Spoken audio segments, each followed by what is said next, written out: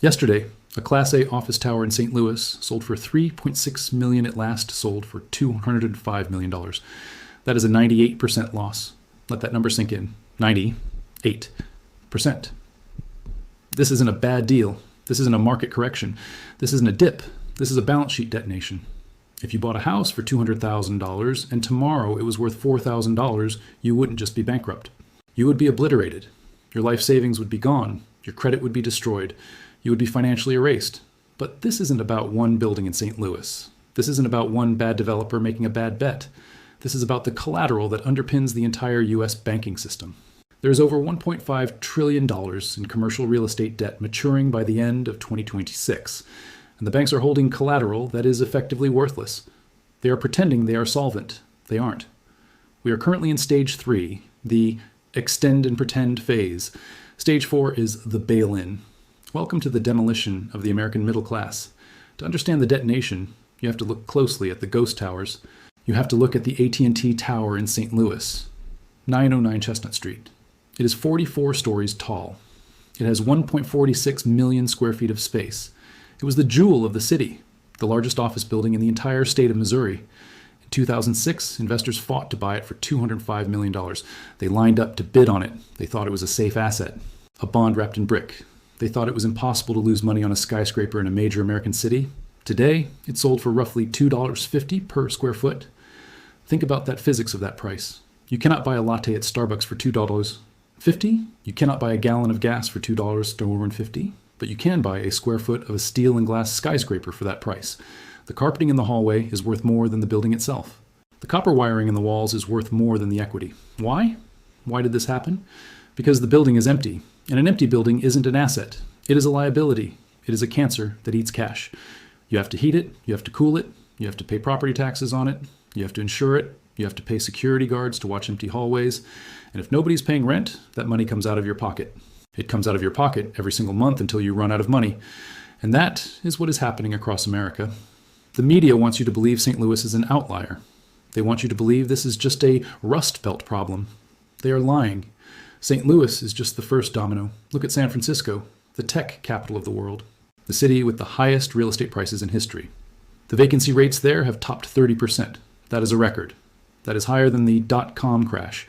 That is higher than the 2008 financial crisis. That is higher than the Great Depression. In Chicago, the vacancy rate is breaking records. In New York, massive towers on 3rd Avenue are sitting half empty. In Los Angeles, Brookfield, one of the largest asset managers in the world, defaulted on $784 million in loans. They didn't default because they ran out of cash. They defaulted because they did the math. They realized the buildings were worth less than the debt, so they walked away. But the media calls it a soft landing. They tell you that return to office mandates are working. They tell you that AI will fill the office space. They are gaslighting you. Look at the data from the badge swipes. Look at the subway ridership numbers. Office demand is projected to be 20% lower in 2030 than it was in 2019. This is not a temporary dip. This isn't a cycle. This is a structural shift in human behavior. It is the work from home revolution. And while working from home might be nice for your lifestyle, it is fatal for the bank's balance sheet. Think about the leverage. Commercial real estate runs on massive debt. A developer buys a building for $100 million. They put down $20 million of their own money, and they borrow $80 million from the bank. The rent covers the mortgage, the taxes, and the maintenance. If the rent drops by 20%, the profit is gone. If the rent drops by 40%, the owner can't pay the interest. If the rent drops by 50%, the equity is zero, and the bank is taking a loss. In St. Louis, the drop wasn't 50%. It was 98%. We call it jingle mail. It's an old term from the 2008 housing crash. You put the keys in an envelope, you mail them to the lender, you walk away. And now the bank owns a 44-story tower that is losing $1 million a month. The bank doesn't want the tower. The bank isn't a property manager. The bank wants the money, but the money is gone, vaporized. To truly understand why a 98% drop happens, we have to do a little math. Don't worry, it's simple, but it's terrifying. It's called the cap rate. In commercial real estate, the value of a building is determined by its income. The formula is value equals net operating income divided by the cap rate. The cap rate is basically the interest rate demanded by the buyer. It measures the risk. When interest rates are low, cap rates are low. In 2019, interest rates were zero. Money was free, so cap rates were maybe 4%. If a building made $1 million a year in rent, and the cap rate was 4%, the building was worth $25 million. But today, The world has changed. The Federal Reserve raised rates to 5%. Commercial mortgages are 8%. Nobody's going to buy a risky building for a 4% return when they can get 5% from a risk-free U.S. Treasury bill. It makes no sense. So investors demand a higher cap rate to compensate for the risk, maybe 8% or 10%. Let's see what happens to the value of that same building. The building still makes $1 million if you're lucky. But now we divide by 8%. The value is now $12.5 million. The value just dropped by 50%, just because interest rates moved. The building is the same, the tenants are the same, the paint is the same, but half the wealth just vanished into thin air. This is the power of the denominator effect. But wait, it gets worse, because the tenants aren't the same. Vacancy is up, tenants are downsizing. Now do the math again. $500,000 divided by an 8% cap rate equals $6.25 million. The value dropped from $25 million to $6 million. That is a 75% crash. This is the double whammy. Higher rates plus lower income equals total wipeout. This is the exact mathematical formula that destroyed the AT&T tower. This is exactly what is happening to every office building in America that was bought between 2010 and 2021. They are mathematically insolvent. This valuation collapse triggers the urban doom loop. It is a feedback loop from hell. And once it starts, it accelerates. It works like this. Step 1, the valuation crash. The building loses value. Step 2, the tax base implosion. Cities rely on commercial real estate for tax revenue. In places like Boston, New York, or Chicago, commercial property taxes make up 30% or 40% of the entire city budget. When the building is assessed at $3.6 million instead of $205 million, the property tax bill drops by 98%. The city collects nothing. Step 3, the service cuts. The city suddenly has a massive budget deficit, so they cut services, less police, less sanitation, worse schools. Step 4, the quality of life degrades. Crime goes up, homelessness rises. Step 5, the exodus. Businesses leave, residents leave. When the people leave, the local coffee shops close. Step 6, the vacancy spikes. Because everyone left, the vacancy rate goes up even further, and the cycle repeats, faster and faster. St. Louis is already deep in the doom loop. San Francisco is in the doom loop. San Francisco office values are predicted to fall another 40% by 2025. Think about that. They are already down, and they are going to fall another 40%. Once this cycle starts, you cannot stop it with a press release. You cannot stop it with optimism. It is mathematical gravity. And sitting right in the middle of this doom loop are the lenders, the regional banks. They lent money based on the $205 million valuation. They have a loan on their books for maybe $100 million. But the collateral is worth $3.6 million. Do the math on that equity. It's negative $96.4 million. That loan isn't an asset. It is a black hole. And the bank hasn't marked it down yet. They are reporting to the SEC that the loan is performing. They're reporting that they are well capitalized. How? How can they lose 98% of the collateral value and still claim they are solvent? Because of a little accounting trick called extend and pretend. They pretend the building is still worth $205 million. They extend the loan maturity for another year or two. They pray that interest rates come down. They pray that people come back to the office. They pray that a miracle happens. But miracles don't happen in finance. Math happens. And the math says we are hitting a wall. A $1.5 trillion wall. Here is the catalyst. Here's why this explodes now and not 2 years ago. Commercial loans are short term, usually 5 years, maybe 10. They are balloon loans. You pay interest only for 5 years. Then, at the end, you have to pay back the entire principal, the whole $100 million. Usually, you don't pay it with cash. You refinance it. But here's the problem. The loans that are maturing right now, they were written in 2019 or 2020. Do you remember interest rates in 2020? They were near zero. You could borrow money for 3%. So developers borrowed billions, and they bought buildings at record high prices because the debt was cheap. Now those loans are coming due. The balloon payment is here, but interest rates aren't 3% anymore. They are 7% or 8%. The cost of debt has tripled, and the value of the building has collapsed. So the borrower goes to the bank to refinance. The bank says, okay, we can give you a new loan, but at 8% interest. And because your building is half empty, we can only lend you 50% of the value. The borrower does the math. The new mortgage payment is higher than the total rent roll. The new loan amount isn't enough to pay off the old loan. They are underwater, deeply underwater. So what do? They don't refinance, they default. They send the keys. Jingle mail. This is happening at a scale we have never seen before. There's over $1.5 trillion in commercial real estate debt maturing by the end of 2026. In 2025 alone, nearly $1 trillion is coming due. That is 20% of all outstanding commercial mortgages. A fifth of the entire market has to be refinanced into a crisis, into high rates, into falling values, into a recession. This is the maturity wall. It is a meat grinder for capital. And the people getting ground up aren't just the billionaire developers, it's the banks. Specifically, the regional banks. The banks where you keep your payroll, the banks where you keep your savings. The too big to fail banks, JP Morgan, Bank of America, they saw this coming. They reduced their exposure. But the regional banks, the local banks, they doubled down. They loaded the boat with commercial real estate loans because they needed the yield. And now the boat is sinking. You will hear the bankers say, "We are well reserved. Our loan-to-value ratios are conservative." They are lying to you. They have to lie. Because if they told the truth, there would be a bank run tomorrow morning. The truth is, they are technically insolvent. If they had to mark every single loan to its actual market value today, like the $3.6 million AT&T tower, their capital would be wiped out. Zero. Negative equity. We saw a glimpse of this with New York Community Bancorp and NYCB. They were a darling of the regional banks. Then, suddenly, they reported a massive loss. Why? Office loans, multifamily loans. The stock crashed 60% in days. They needed $1 billion bailout from private investors just to keep the lights on. And that was one bank. There are hundreds of banks just like them. Banks with 40%, 50%, even 60% of their loan book in commercial real estate. They are walking zombies. They are operating only because the regulators are looking the other way. We are watching the slow-motion detonation of the U.S. banking system. Stage 1 was the rate hikes. Stage 2 was the property crash. Stage 3 is the denial. We are in stage 3 right now. But stage 4 is coming. And stage 4 is the one that affects you. Because when a bank fails in 2025, it won't be like 2008. In 2008, they bailed them out. They printed money. They saved the bondholders. They can't do that again. Inflation is already too high. The debt is too high. The rules have changed. Next time, they won't use taxpayer money. They will use your money. We have to follow the money now. Who lost that $200 million in St. Louis? The real loser is the lender, the bank. This is where the story shifts from a real estate crisis to a banking crisis. We need to talk about regional banks. These are not the trillion-dollar giants like Chase, Citibank, or Bank of America.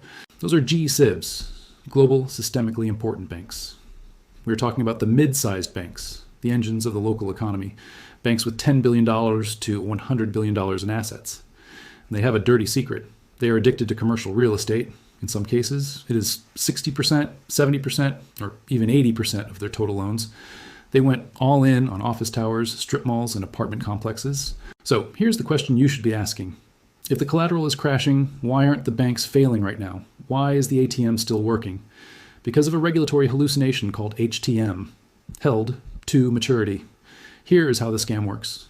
If a bank owns a treasury bond or a mortgage-backed security or a loan, the value of that asset changes every day. In a transparent world, the bank would have to mark that asset to its current market price. This is called mark-to-market. If the asset dropped 20%, they would have to record a 20% loss on their balance sheet immediately. But the regulators, the Federal Reserve, the FDIC, they allow the banks to cheat. They allow them to label these assets as held to maturity. If you label it HTM, you don't have to mark it to market. You can carry it on your books at the price you paid for it, the face value, even if the market value has crashed 40%, even if the building securing the loan has dropped 98%, like in St. Louis. As long as the borrower makes the interest payment, the bank can pretend the loan is worth 100 cents on the dollar. This is mark to fantasy. It creates a zombie bank, a bank that looks solvent on paper but is dead in reality. If they had to liquidate today, if they had to sell those assets to pay depositors who want their cash, they couldn't do it. The money isn't there. We saw this exact scenario play out with Silicon Valley Bank, SVB, in 2023. SVB didn't fail because of bad loans. They failed because they owned safe treasury bonds.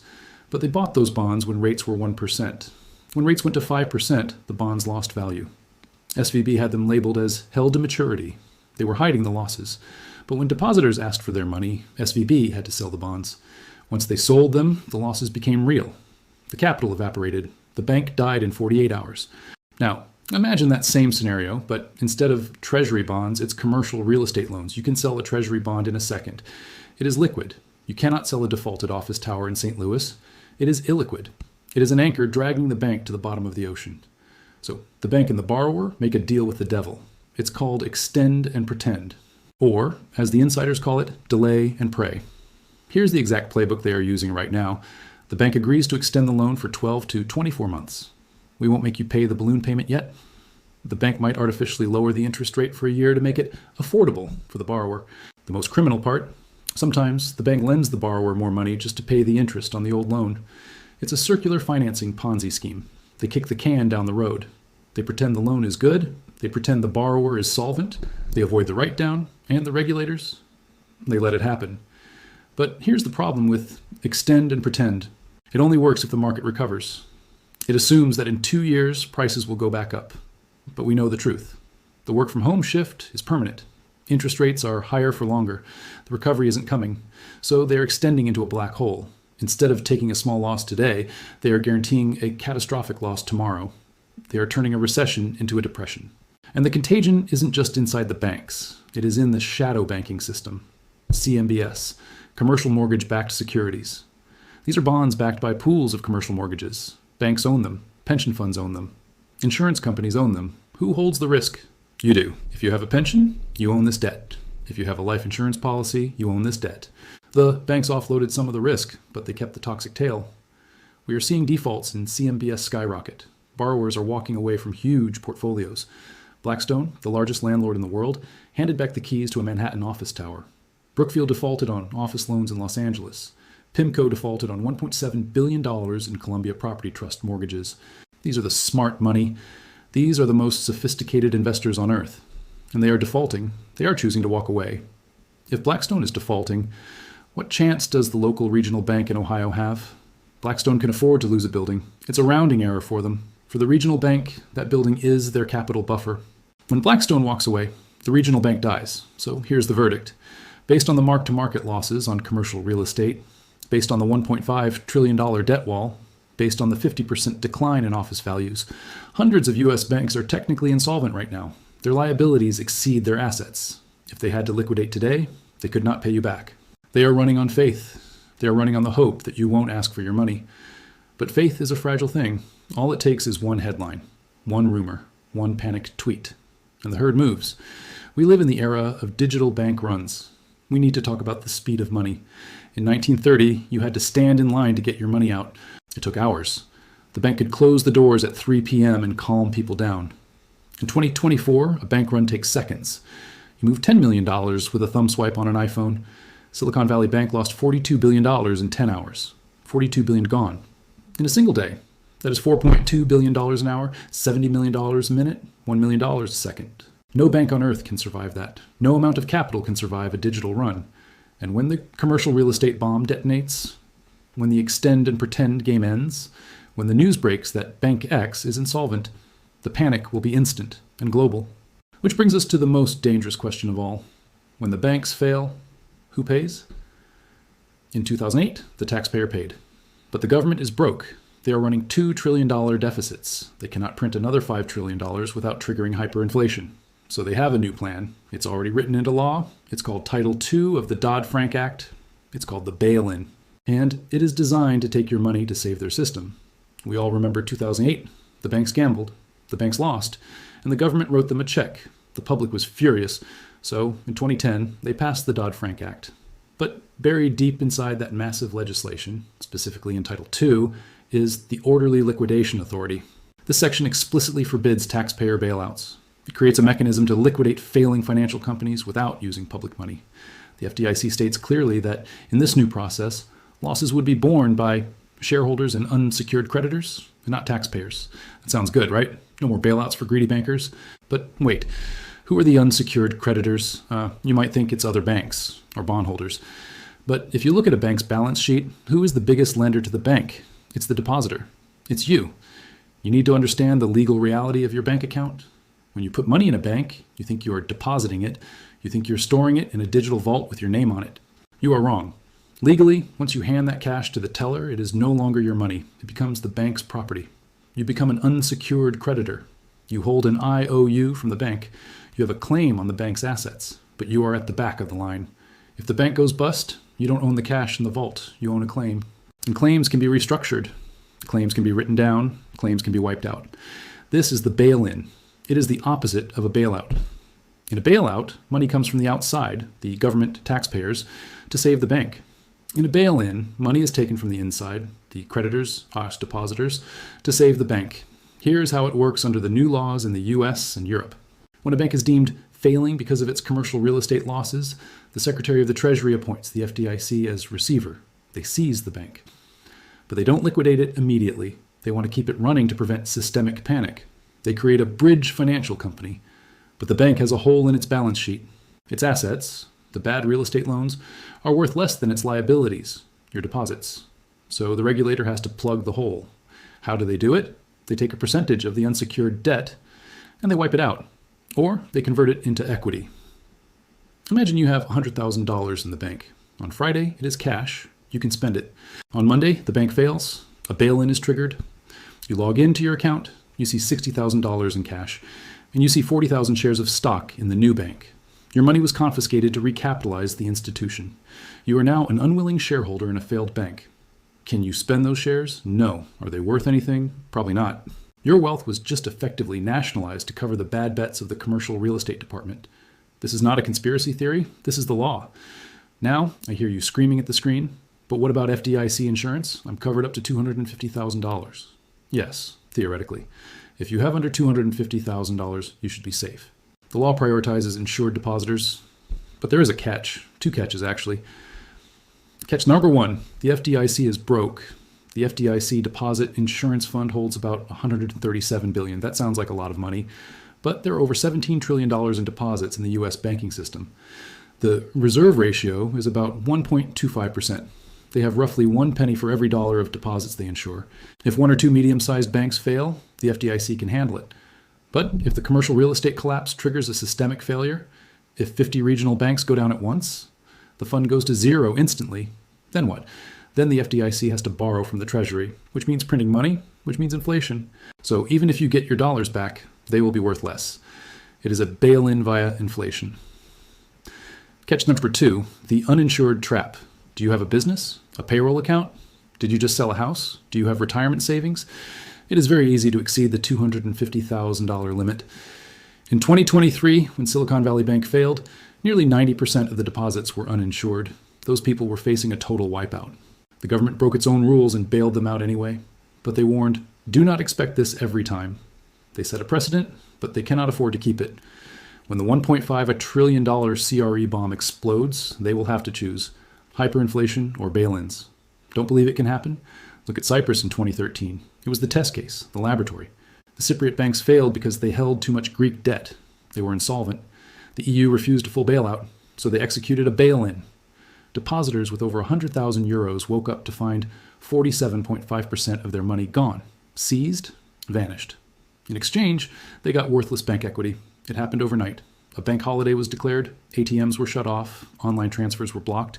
By the time the banks reopened, the money was gone. It wasn't robbery, it was the law.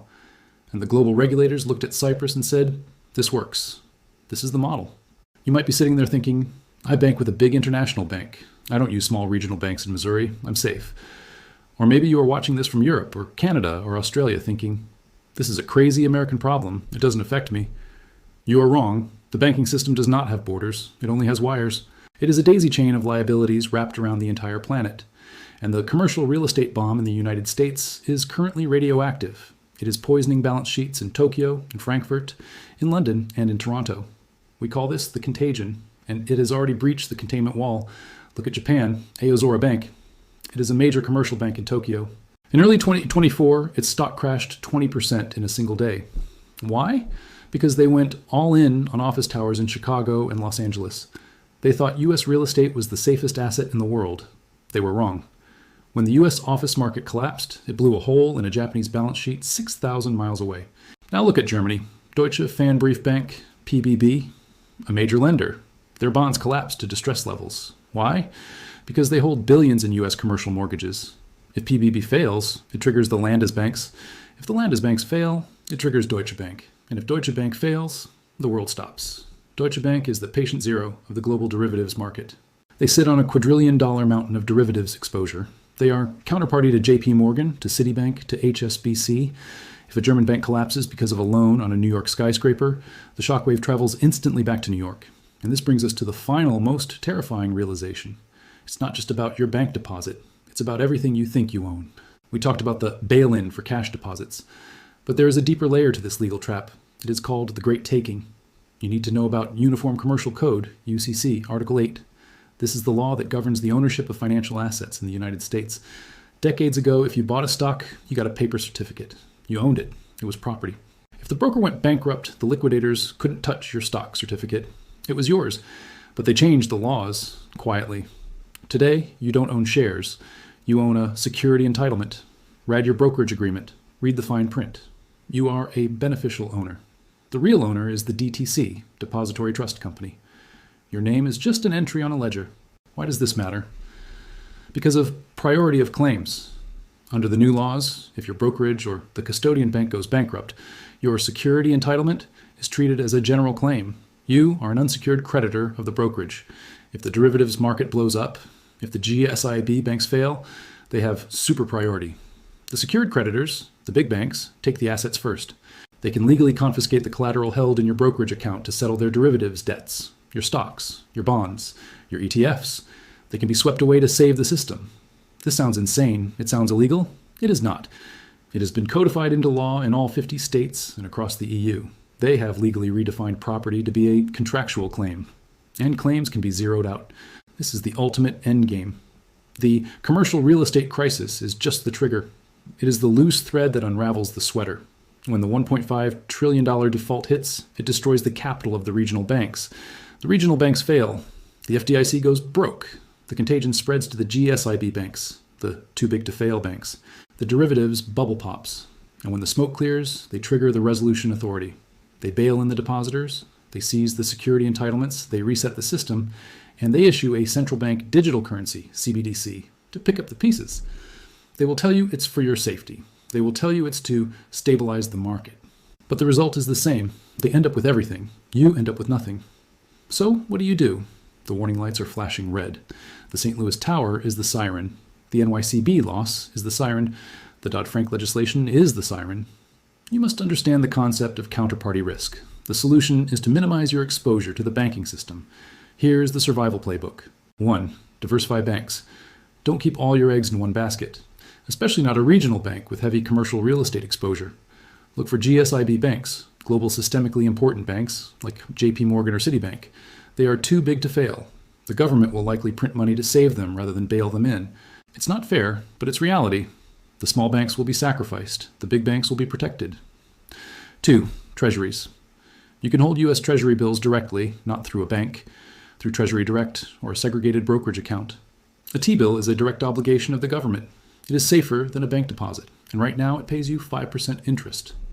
3. Real assets. Gold, silver, land, Bitcoin. These are bearer assets. They have no counterparty risk. Gold is not a security entitlement. It is an element. Silver is not a digital entry. It is industrial physics. Land is not a promise. It is soil. Bitcoin, held in cold storage, is not a liability. It is mathematical truth. These are the only lifeboats. Everything else, stocks, bonds, bank deposits, insurance policies, is part of the paper burning that is about to begin. The St. Louis Tower falling 98% was the warning shot. It was the system telling you the paper value is a lie. The debt is unpayable. The collateral is fake. You have been warned. The timeline is set. 2025 is the maturity wall. 2026 is the reset. Do not wait for the bank holiday to make your move. Do not wait for the app to stop working. Do not wait for the 6 o'clock news to tell you it's a crisis. By then, the transfer will be complete.